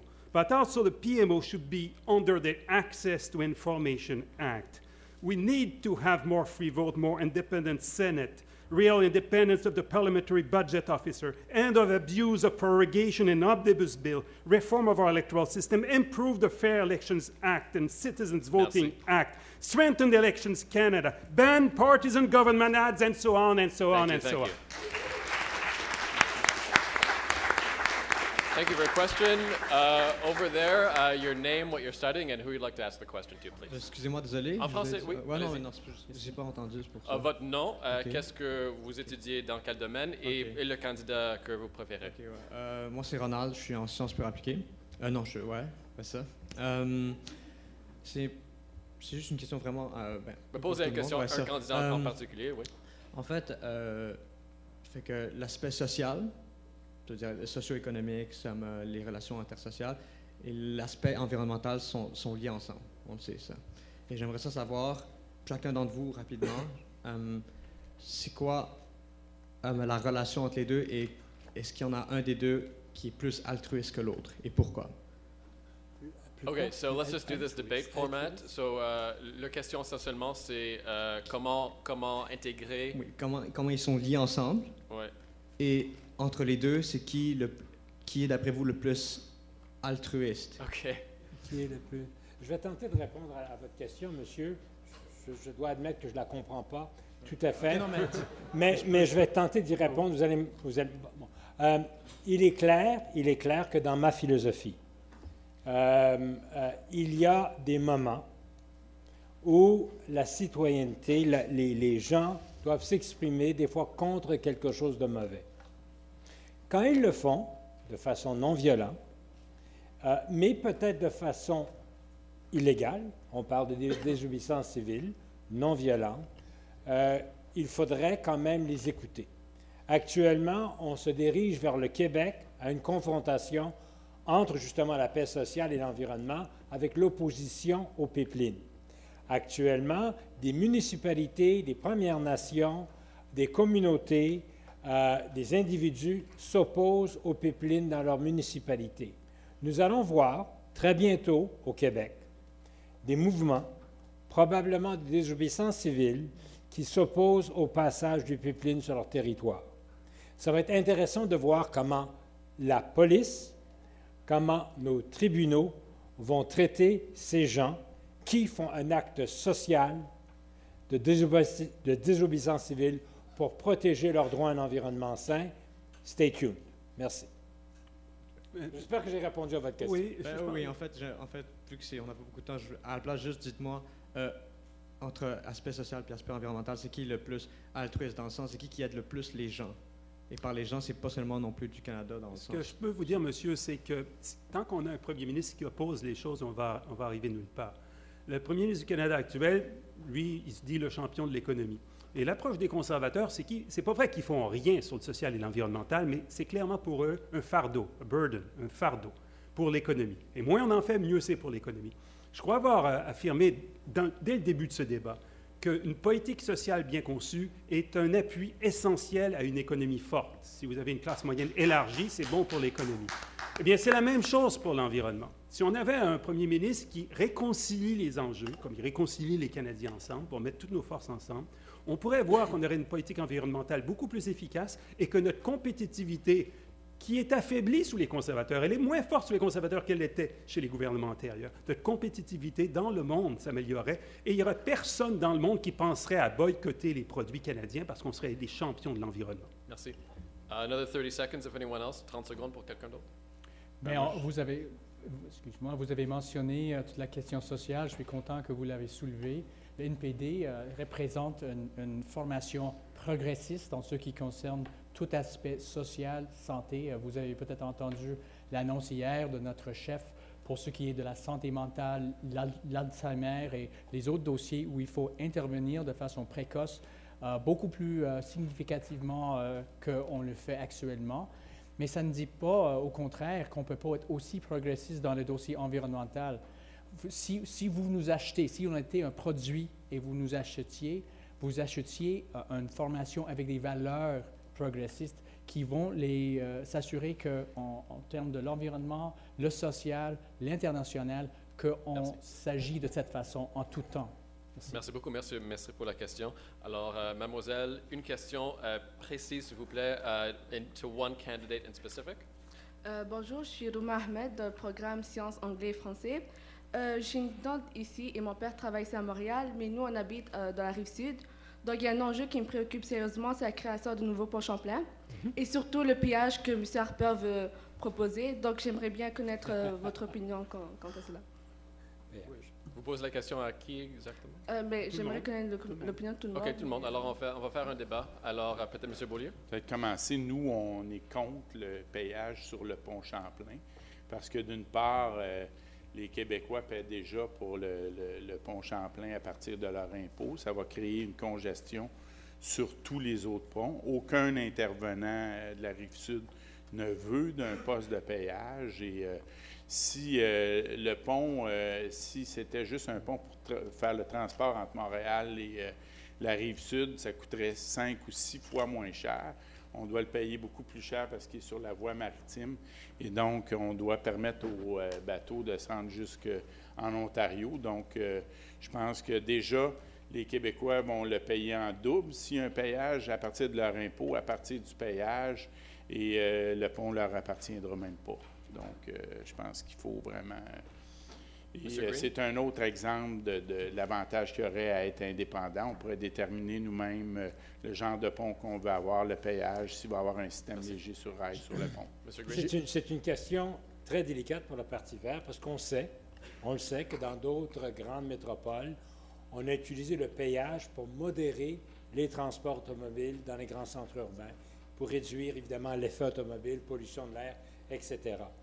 Actuellement, pour le pont Champlain, je pense que la question du péage est liée intimement à l'offre d'un transport électrique communautaire léger. On parle d'un SLR, un train électrique qui va, on espère, réduire la dépendance de l'automobile dans l'environnement montréalais. Alors, on espère qu'on va avoir une alternative à l'auto, et si on a une alternative à l'auto, moins d'auto en ville. On sait que le parc automobile de passage à Montréal augmente toutes les années, et notre qualité de l'air et les décès précoces reliés à la pollution de l'air augmentent aussi, et ça, c'est relié à l'automobile à Montréal. Donc, si on veut avoir des poumons en santé et des gens qui ne meurent pas, il faut réduire les autos sur l'île de Montréal. Et évidemment, une des façons de réduire ça, c'est par un transport en commun bien établi ou alternativement, et peut-être avec une modération des transports par un payage. 30 secondes Mais pour les autres c'est un candidats. débat qui va se poursuivre. Merci. 30 secondes pour les autres candidats. 30 secondes, il n'y aura pas de péage. Il n'y aura pas de péage si c'est un gouvernement libéral. Il y aura les investissements nécessaires, non seulement pour le pont Champlain, mais pour tous les ponts à travers le Canada où on pourra investir beaucoup plus, puisqu'on aura 20 milliards de dollars de plus que sous les conservateurs et beaucoup plus que ce que le NPD peut investir là-dedans. Pourquoi il ne faut pas de péage? Parce que c'est une décision unilatérale du fédéral sur une île où il y a plusieurs ponts. Et c'est quelque chose, si on doit mettre un péage pour des raisons écologiques, en théorie, je ne suis pas contre, mais c'est quelque chose qu'on doit établir en planificateurs municipaux, provinciaux, fédéraux, pas arriver à Ottawa nose best et imposer un péage qui peut créer beaucoup de perturbations sur l'île sans régler le problème de congestion. On va juste le déplacer ailleurs et il y aura autant de pollution qu'il y en avait. Merci. Monsieur Asni, très brièvement. Notre position elle est claire, il y aura un péage, le pont sera opérationnel en 2018. Mais écoutez, s'il n'y avait pas eu 13 ans de gouvernement libéral qui n'aurait pas investi, qui a zéro investi dans le pont Champlain, on n'aurait peut-être pas payé 4 milliards de dollars aujourd'hui, on aurait pu le régler bien avant, parce qu'il n'y avait eu aucune contribution qu'on a hérité du pont, il n'y avait aucun plan de renouvellement d'infrastructure. Donc c'est pour ça qu'aujourd'hui, mais notre position elle est claire. NPD, aucun péage, c'est un pont unique et certainement c'est un sur lequel on favorise un transport en commun aussi. OK, merci beaucoup. On va procéder à la prochaine question. Go ahead, your name, what you study, and who you'd like to ask the question to, please. Hi, my name is Payman. I'm a communication student. My question is more for a conservative party. Yes. The question relies more into international level, specifically Iranian nuclear program. I'm sorry, which one? Iranian nuclear program? Iranian. Yes. For over a decade, Canada changed its diplomacy towards Iran by closing its embassy in Iran and also in Canada, which makes it hard for not only Iranian people in Iran, but also as an Iranian Canadian in Canada to have basic access to for their rights. Now that we reached a deal with 5+1 countries, with United States, and also the information that Iran provides to International Energy Agency are proved that they don't have any nuclear bomb. Canada still stands for its positions and says that we're going to continue to be against to close our embassy. So my question is, how are you gonna still go with the same path? Are you going to still close the embassy and be harsh on the Iranian Canadian in Canada? Thank you. The question for Mr. Husney, I believe. Yeah. So let me be clear. Our position is on the state of Iran and not on Canadians and Iranians and Persians that are in Canada. Look, you know the reality. The reality is as follows. Iran does sponsor terrorism. We've seen it. They're a supporter of Assad in Syria. There's also obviously They are creating instability in Lebanon, and this is an important issue. What we have said, and our position is that we will take Iran not by its word, but by its action, and that include allowing the UN to go and check when it comes to the possibility of atomic weapons, and allowing Atomic Energy Agency to have access to that. So this is the position of the government, which is the responsible way of doing things. We cannot just give them a free pass and take them on their word. If you look at their track record when it comes to their position and what they're doing in certain countries, again, as I'm repeating, their position with the Assad regime and also trying to disrupt the things in Lebanon, this is not the position that we can take. And that's why, our position when it comes to foreign affairs, and I want to make this very clear, our position is always that we support countries that have human rights, the rule of law, and democracy. This is the position and our principal foreign affairs policy. And obviously, when it comes to the state of Iran, this is not the situation over there. Okay, so 2.5 minutes now on our policy about Iran.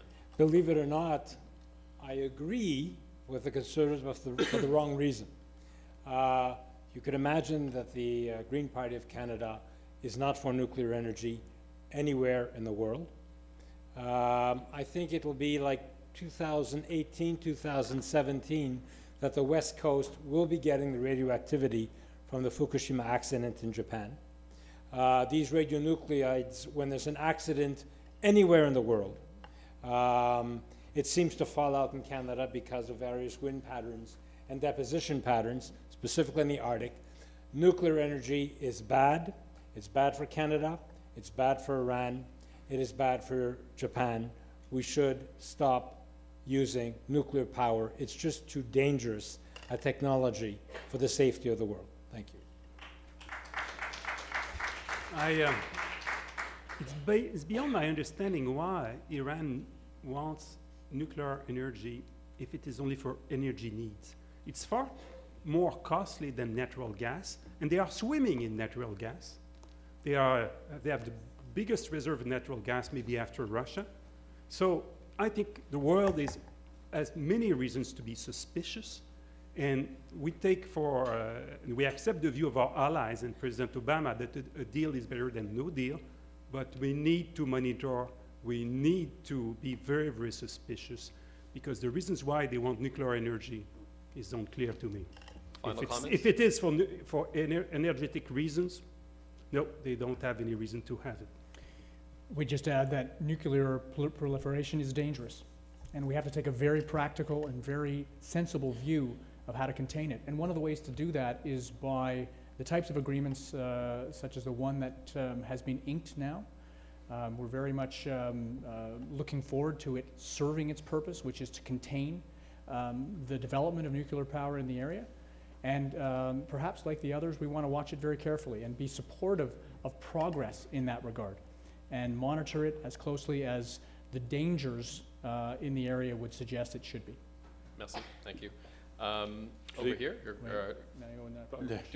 Très rapidement, s'il te plaît. Très rapidement, le Bloc québécois, on considère que le droit international puis le traité de non-prolifération doivent s'appliquer à tous.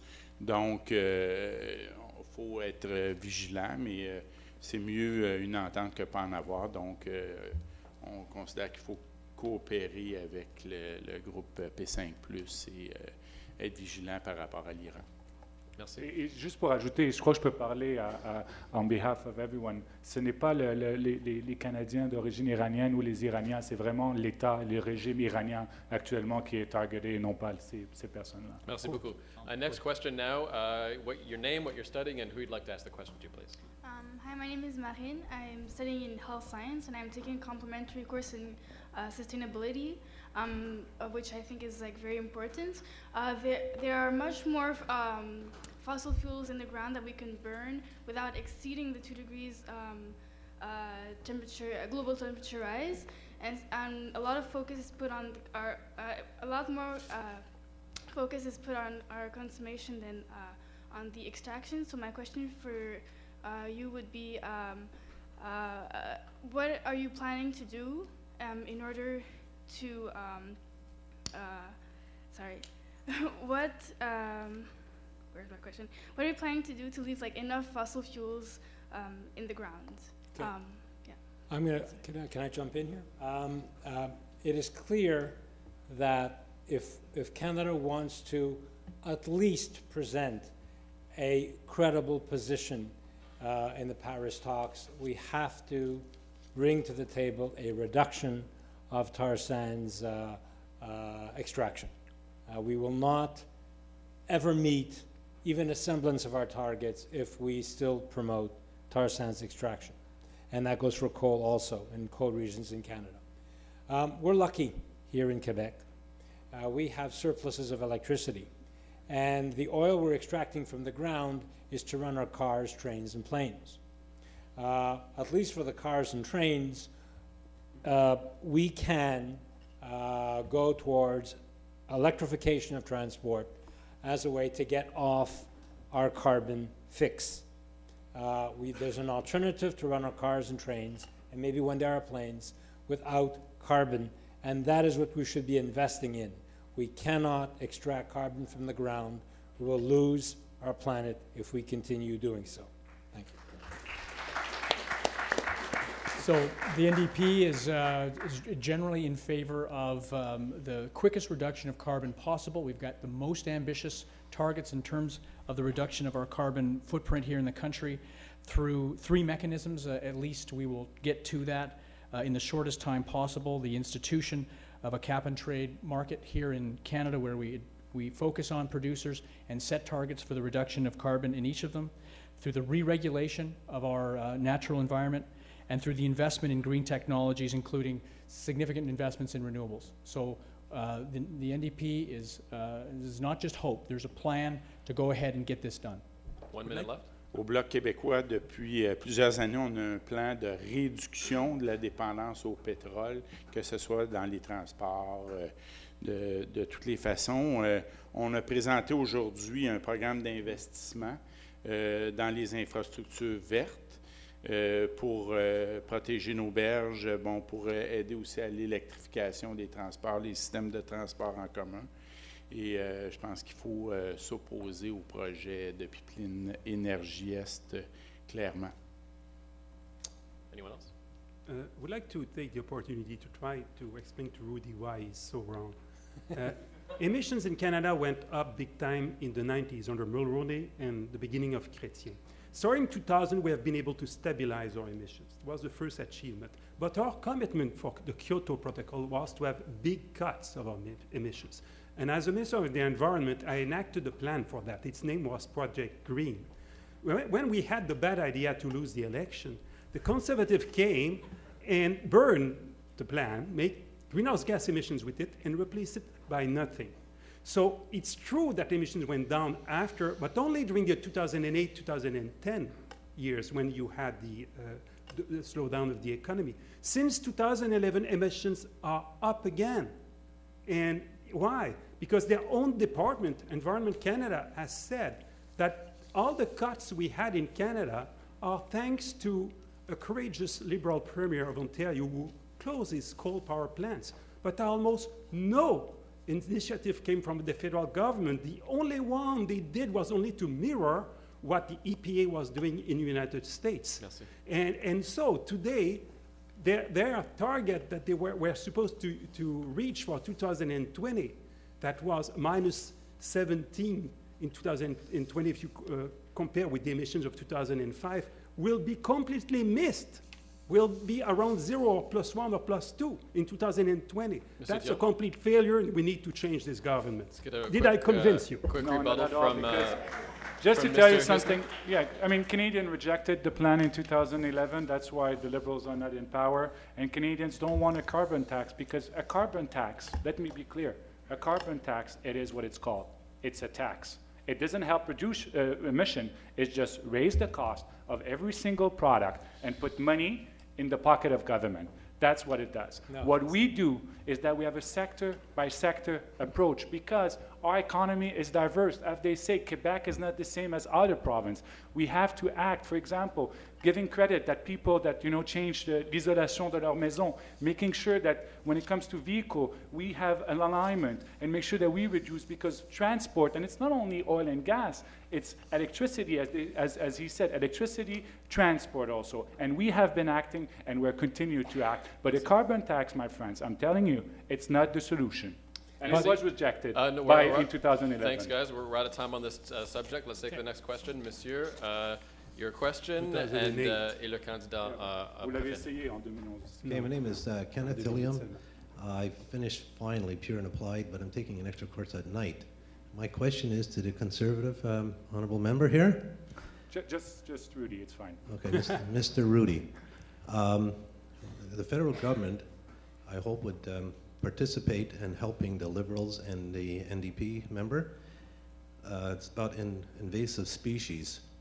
The federal government, Minister of the Environment and Agriculture Canada, on the internet are talking about the Japanese knotweed, which is devastating Ontario, British Columbia, and recently in NDP area, NDG, huge infestations are now in Quebec and not rural, but urban areas in your area, Monsieur.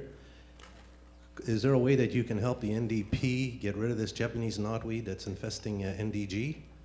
Because it's also affecting our parks, and the parks were developed by the Liberal government for Parks Canada. Now it's infestating them in the other provinces.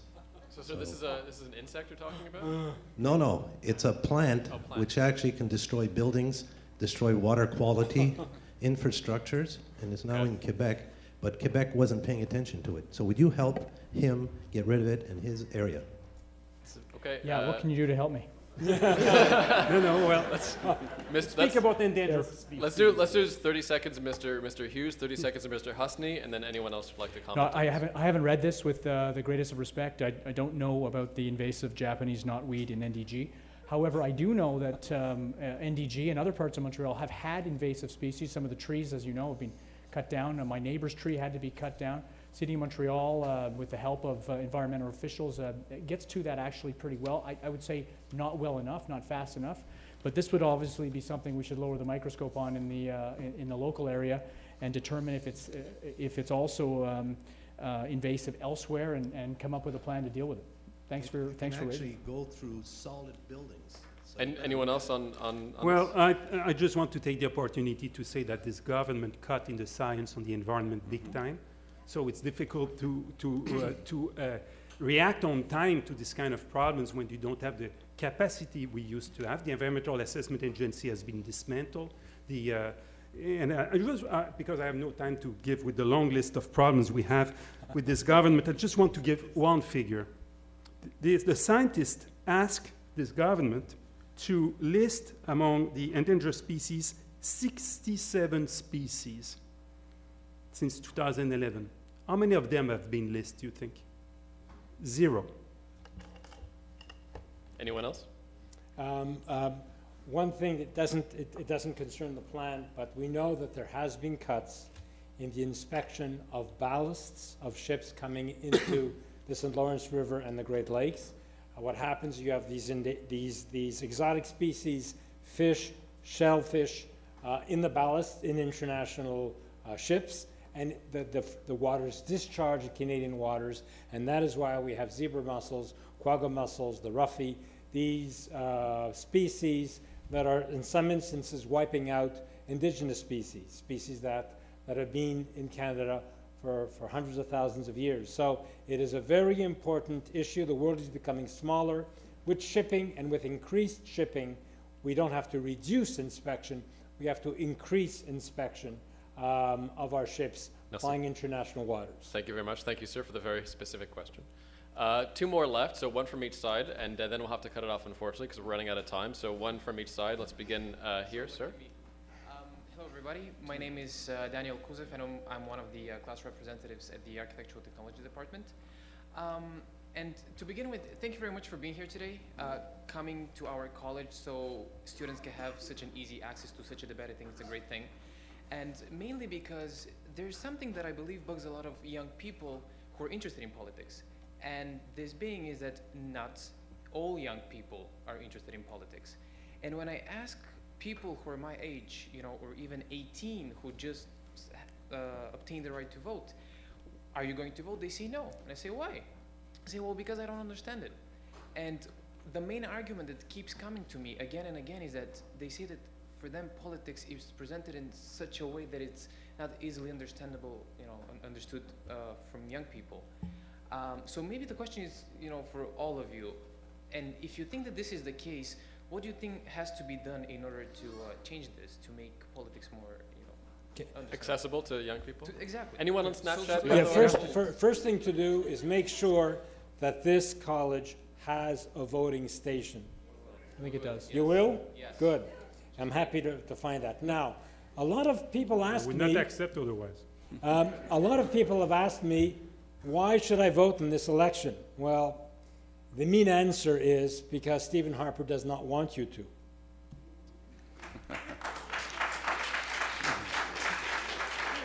And I think I'll leave it at that. Thank you. Rapidement, moi, je pense que ce serait important qu'il y ait davantage d'enseignements sur la politique, sur le système politique, comment il fonctionne. Il n'y a à peu près pas de cours qui en parlent au niveau secondaire. Et d'autre part, il faut commencer à faire davantage de la politique en fonction de nos idéaux, parce que les gens en ce moment sont portés à voter contre certains partis et non pas pour certaines causes. Alors, il faut recommencer à se mobiliser, à s'organiser. Moi, j'encourage tous les gens qui sont ici à faire de la politique, à s'impliquer dans les partis politiques. On peut changer beaucoup de choses en s'impliquant. Et je vous remercie beaucoup d'avoir organisé cette activité-là aujourd'hui. Non, mais il faut aussi avoir un défi. Moi, je crois que ça, c'est le défi des politiques, de tous les partis politiques. C'est vraiment d'essayer à chaque fois de voir quelles sont les nouvelles technologies, quelles sont les nouvelles façons de pouvoir s'adresser aux gens. Écoutez, ça fait 30 et quelques jours qu'on est en campagne. Est-ce que c'est le porte-à-porte? Ou est-ce que ça ne marche pas? Est-ce que c'est les médias sociaux? Est-ce que c'est les vidéos? Comment on peut avoir ce contact? Parce que c'est ça, nous aussi, le défi qu'on a en tant que candidat, c'est d'essayer d'aller vers l'électeur. Donc, il faut essayer toujours d'être à l'écoute, à l'affût, voir c'est quoi les nouvelles technologies, les nouveaux moyens de communication, que ce soit des forums, que ce soit des questions via Facebook, du clavardage. Tous ces outils-là, il faut réussir et chaque parti politique essaye de le faire pour vraiment essayer d'attirer les jeunes et attirer leur attention. Donc moi, je trouve que ça, c'est vraiment un défi, mais aussi une superbe opportunité pour aller vraiment essayer de capturer l'électorat. 30 secondes. So I'll just, I think this is relevant. I think your point is such a good one, because in the overall participation rate in the population of voting is about 60%, 63%. The overall participation rate of young people 18 to 30 is in the high 30s. So a study was done, and if I'm not mistaken, if young people had voted at the same rate as the population in general, they might have changed the outcome of the last election. Yep. So it's in your hands. I think this is the point you're trying to make. It's in your hands. I really like the pilot project they're going to be doing in my riding. I think they're going to be doing it in some other ridings as well, where the electoral team is going to go into a college, and anybody who is there can vote wherever their actual primary residence may be. Mm-hmm. So if you're living in BC, you could come here during the 4 days, if this is one of the pilot project sites, and then you could actually vote here on that day. So I think that's the kind of ingenuity that I think we need to see more of. Merci. Thank you again for the question. Quick last comment. Yes, it's indeed a huge issue, and I have only 30 seconds. So in 30 seconds, three solutions that will help. First, to improve the Fair Elections Act and the Citizen Voting Act, and to remove the wrongdoing the Conservatives have done on that. Second, strengthen Elections Canada, and do not muzzle Elections Canada, please. And third, we are committing in our plan to proactively register young Canadians on the voters list. Okay, merci beaucoup. Thanks very much. On a light note, I mean, as you know, Prime Minister Harper is on Instagram, so I invite you to follow him. Final question. I know classes are going to begin at 2:30, so we have to wrap it up. Last question, sir. Go ahead. Thank you very much, and thank you for organizing this. I'm a citizen, so thank you for welcoming everyone. We didn't talk a lot about cultural art, and I'll make a link. You know, in Back to the Future 2, they came in 2015, and you know the date? It was on the 21st of October, so 2 days after the election. So I want to ask the candidates how they see the future. Personally, I see the future with no cardboard faces everywhere, but talks like this and social media, and not money spent into, I don't understand why we still are in this, and how they see the future, and when in the past they would go back to correct, to accept an accord that didn't work out, or to do something, keep something that didn't evolve well. Let's try to focus that a little bit. So first, how do you see the future? And maybe a second question, perhaps, how do you see arts? And you when want to they talk would about go arts back as well? in the past, very, very short, each of them. And I have a DeLorean parked outside of the car, Okay. outside of the place here. And if they want to answer these questions, I will shoot a video of them talking in front of a DeLorean. You really have a DeLorean outside? Wow. Yes, I have a DeLorean outside. Right. I thought it was a metaphor. It arrived 10 minutes ago. Okay, that's very cool. Let's just stick to the future. That's a good way to conclude. So what is your vision of the future of Canada? I'll leave it open to anyone to start. Boy, I'll just say I think that we should strive for more democracy, more environmental security, more social security in this country, more freedoms, instead of adopting acts like C-51, more guaranteed freedoms, and the right to speak out and not be muzzled by people who disagree with you. So freedom of speech is very, very important. And of course, my vision is for a greener Canada, a more inclusive Canada, and a Canada as it used to be, call me nostalgic, but a Canada that used to be kind, a peaceful, environmentally respectful nation. And that's my vision of Canada.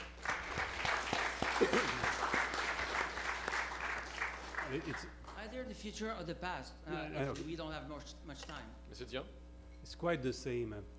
We need to realize which country we have in our hands, the country that we build together, Quebecers and other Canadians, country admired around the world, country that is perceived as a model, but we are not always at the scope of the model that we represent. We have a lot to improve regarding equality in Canada, regarding our prosperity, our competitiveness, to give an opportunity to the youth. And you need to choose which party presented to you the best plan for the next 4 years. I think I made a strong case for the Liberal Party, but it's for you to choose. If you think the Conservatives in the right track, it's your choice.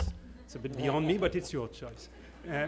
And we'll do much more than what the NDP is committing to do for all the reasons I mentioned. I love this country. J'adore le Canada. Il ne serait jamais ce qu'il est sans ce que nous, les Québécois, avons réussi à en faire avec les autres Canadiens. Et il faut que ça continue à la conservatrice, à la NPD ou à la libérale. Je crois que la libérale est la meilleure méthode. Merci. I'll respectfully disagree. I'll respectfully disagree with that comment. You know, the Liberal Party always promises this and delivers this. You really have to be very careful with the Liberal Party, with all due respect. Now, Stéphane Dion is an honorable person, himself an energy expert, environmental expert, who've got a ton of time for. But this party always says this and doesn't deliver. I mean, Justin Trudeau, just a few months ago, said he was in favor of balanced budgets. And now, all of a sudden, he's the person who's going to be, frankly, irresponsibly spending money we don't have, and it's going to burden you, young people, with the debts that are going to be created. I guess what I want to say, I wasn't intending to say that, but you prompted me to say that. The kind of government I think you want, the kind of government I want, is one where we see ourselves. We're reflected in the government. Our values are reflected in what they're doing, what they're saying, what they're trying to do. They may not always get it right, but you know they're up on the hill, they're out in the provinces, and they're out in the world, you know, reflecting your values. I mean, Canadians, we're compassionate, we're patient, we're thoughtful. We've seen none of that for the last 10 years in all of the areas we've been talking about. I think what we try to do and strive to do with the NDP is to capture that in the kind of policies we're putting in place and the kind of people we recruit to be our MPs, and frankly in the priorities that we're going to put into effect if we're given the chance, if your choice is with the NDP. And I just hope that we are given that chance. We've never had the chance before. And we're just on the verge potentially of having a first NDP government, which I assure you will reflect you. Thank you. Monsieur Beaulieu? Alors moi, je vois un Québec libre et indépendant qui va pouvoir être inclusif de tous ses citoyens et qui va vivre en harmonie avec le Canada, avec qui il va y avoir une association économique, un Québec qui va être ouvert sur le monde, qui va pouvoir se représenter, rayonner à travers le monde et qui va être un partenaire avec tous ses amis canadiens.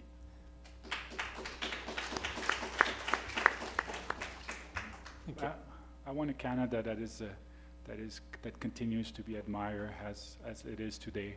As you know, Canada is the most admired country. I want a Canada that continues to be compassionate, but also want a Canada that doesn't shy away to protect people that are in need overseas. I want a Canada that creates jobs and opportunities for you and prosperity for all of us, and make sure that because that prosperity is what allows us to be generous and to have social programs and make sure that we protect the one who are in need. And I want a Canada that continues to drive on the international scene, that has this.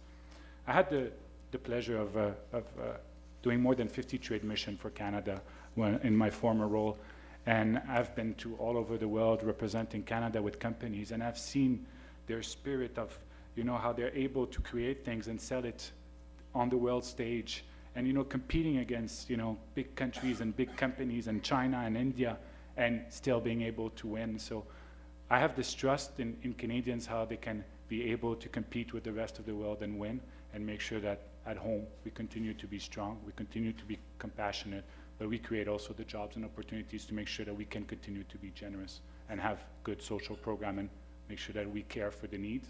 But all of this, we need to do it by making sure that we continue to grow our economy too. Thank you. Thank you very much, everyone. One final time. They were so polite. Ils étaient tellement sages, c'est formidable. Rudolph Hosny from the Conservative Party of Canada, Stéphane Dion from the Liberal Party of Canada, Daniel Green, Parti Vert du Canada, Mario Beaulieu du Bloc québécois, and James Hughes from the NDP. Don't forget to vote October 19th. You can go to elections.ca, election.ca pour tous les renseignements. And I'd like to thank you for the Vanier College Students Association for inviting me today. Thank you very much for that. And I'll ask Michaeli and Caleb to come up and say a few closing words. And thank you for having us here today.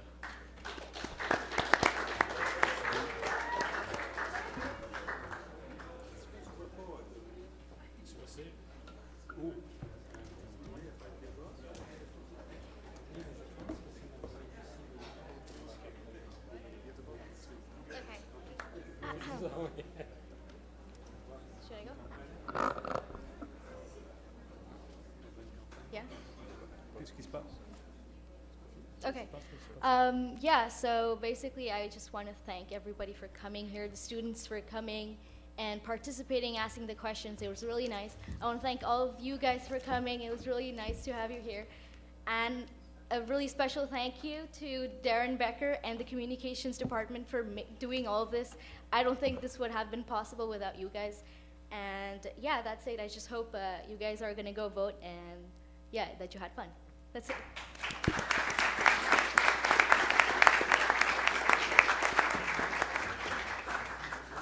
And if you want to meet Tim Landry, the candidate from Saint Laurent, Tim Landry, the candidate of Mount Royal, and John Trump, candidate from Saint Laurent.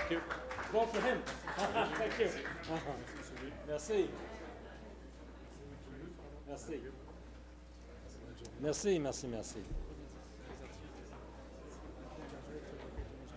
Yeah, it was fun.